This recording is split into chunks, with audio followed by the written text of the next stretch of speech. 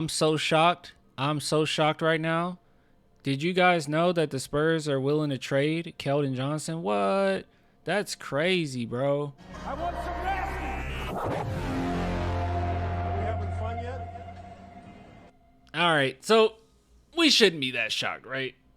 We shouldn't be that shocked. But Keldon Johnson more than likely will be moved, and the Spurs are willing to hear some trade offers. I told you guys this already, at least from my perspective and what I've heard on my side of things. I did hear that Keldon Johnson could potentially be moved, right? And then you have so many different sources out there, but we don't need any of that, okay? Screw what I say, screw what anyone says. You don't need sources on this.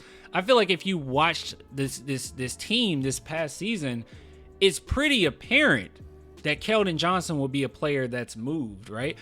There hasn't been any type of drama, any type of pointing the finger of any players to each other. But one thing that we have noticed on multitude of occasions, there's been a little bit of friction, with Keldon and Jeremy, where they're like, "Hey, what are you doing, man?"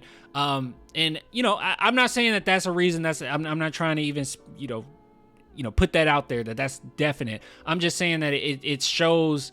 It's a byproduct of Keldon Johnson not necessarily fitting with what was going on with the offense and fitting for what we need on the defensive end. If anything, it seems as if he's regressed in certain aspects. But we'll talk about that in a second. But if you want to know what the actual report is, this is from Brett Siegel. The Spurs are leaving the door open when it comes to Johnson. And it says selected 29th overall. He's shown improvement in his points per game over the first 4 seasons in the league. However, his scoring average dipped this season from 22 to 15.7 points per game. And that's very unfortunate because I thought going into the season that Keldon Johnson would actually improve next to Wemby. I thought, and shout out to my boy Switch Hill, because he told me before the season even started, I don't think that's going to be the case. But I thought that Keldon would actually look better next to Wemby, because think about it. Wemby's going to bring so much attention on the offensive end.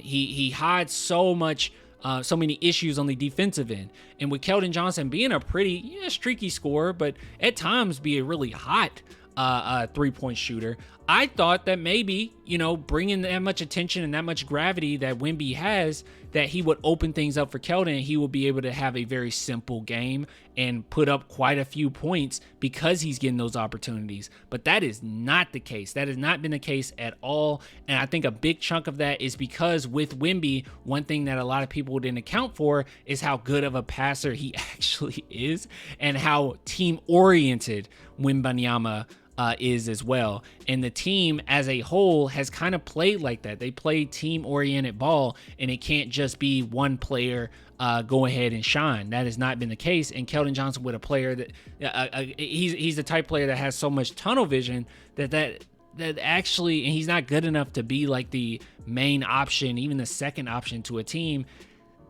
It really showed, and it looked really bad as the season went on. So but let's see what else it says here. The decrease in production can be attributed to changes within the team, particularly the emergence of the new offensive focal point, Victor Wembanyama. This shift led to a decrease in Johnson's playing time and shots per game, as well as the transition from a starting role to a backup position. That's a good point. Last season, Johnson played in 63 games, making 63 starts.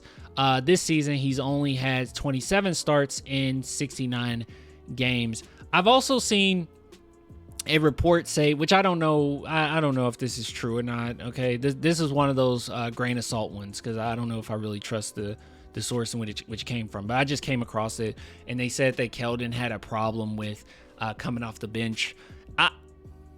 I'm going to give him the benefit of the doubt. I think that's super unfair to just assume that that's the reason Keldon Johnson wants to be traded. There's a little bit of post-talk justifying when it comes to that. I think overall, Keldon Johnson leaving or the Spurs trading him, is strictly basketball when it comes to his fit with the team. Ideally, right? It's so many hypotheticals with Keldon. For me personally, I thought hypothetically he should have been, really productive next to somebody like Wemby. And then another thing, hypothetically coming off the bench and being with the type of player that he is, where he does have so much tunnel vision, he is kind of a spark plug type player, that he should really look great coming off the bench. All things are hypothetically, but all this is hypothetically speaking, but unfortunately in reality, that is not the case. It has not been good. Defensively, he has been horrendous. There's been many a times where he comes into the game and he just straight up just momentum stops. I don't know how many times we went on live streams after games and I pointed this out, that it seemed as if it just stopped. The Spurs might be going on a roll. He comes in, it stops. The ball stops moving and he forces a shot and it's terrible. Or on the defensive end, where Keldon Johnson gets subbed in and the opposing team immediately hits a three. They immediately attack him. It's not all him, by the way. I think Keldon Johnson will be a fine player, on another team. It's just that with the Spurs and Wemby, I think that they need more like higher basketball IQ players, and obviously they need, some defensive wings. So upgrading that position is crucial to the future. I brought this up before, but everyone wants to bring up Kawhi. But there is some truth to that, right? We've had Steven Jackson come back to the San Antonio Spurs. He's not like the best defender in the world. He's no lockdown defender. But he was a scorer, but that wasn't good enough. We had Richard Jefferson. You're like, well, can you do it? He's not a great defender.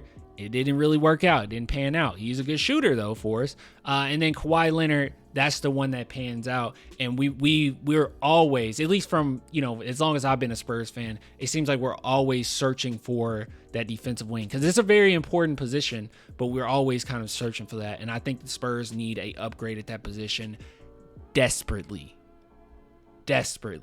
But this, nonetheless, I know some people will be upset about it. This is actually good news. We already kind of knew about it a little bit, but it's good that it's starting to be more prevalent in the reporting around the league. So yeah. I don't dislike Keldon as a player. I probably should say that. Keldon Johnson, I do dislike him as a player for the Spurs, but Keldon Johnson as a person, I think he's a great guy. Like, I genuinely think that. I think that he is San Antonio. I think that he gives to the community. I think that he's embraced being, unselfish. That's why I'm going to give him the benefit of the doubt with that stuff where it's like, I have a problem with, not starting. I don't really believe that. Maybe it's true, but I don't believe it. So he as a character, he does fit the culture. He's a great guy. He has so much chemistry off the court with other players.